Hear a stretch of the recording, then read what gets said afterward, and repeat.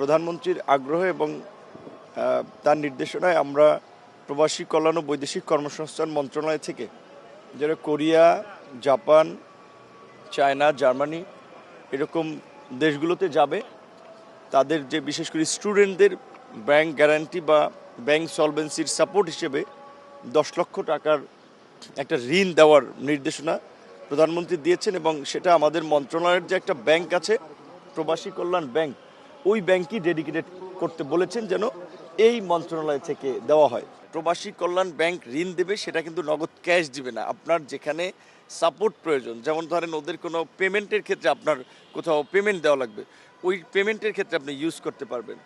Others কোনো support লাগলে শুধুমাত্র ওই ক্ষেত্রে যে 10 লক্ষ টাকা লোন দিয়ে দেবে, একজন ক্যাশ নিয়ে যাবে সেটা না, শুধুমাত্র তারা যেন বিদেশে যেতে পারে সেই ক্ষেত্রে এই সুবিধাটা দেওয়া হচ্ছে।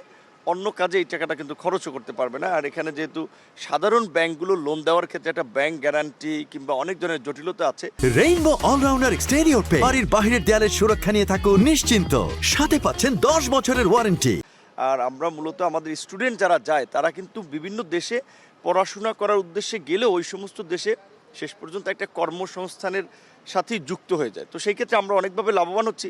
একটা হচ্ছে আমাদের দেশের একটা শিক্ষিত জনগোষ্ঠী ওইখানে কর্মসংস্থানে যুক্ত হচ্ছে, আমরা রেমিটেন্স পাচ্ছি, যেই কারণে আমরা ওই গ্যারান্টি ছাড়া এই 10 লক্ষ টাকা ঋণের একটা বা ব্যাংক সলভেন্সি সাপোর্টের একটা সিদ্ধান্ত সরকার পক্ষ থেকে নিয়েছে। যুদ্ধের ফলে আমাদের শ্রমবাজার কিংবা রেমিটেন্সের উপরে খুব বেশি প্রভাব পড়বে না, হয়তো সাময়িক কিছুটা হতে পারে, বরঞ্চ যুদ্ধ স্টপ হলেও এগুলো পুনর্গঠনে তাদের যে ম্যান পাওয়ার, লোকবল লাগবে, সেক্ষেত্রে আমি মনে করি বাংলাদেশে একটা সম্ভাবনা তৈরি হবে যে ওই সমস্ত দেশের শ্রমবাজারে নতুন করে এন্ট্রি নেওয়ার ক্ষেত্রে। মালয়েশিয়ার সরকারি অফিসিয়াল পর্যায়ে আলাপ আলোচনা হচ্ছে।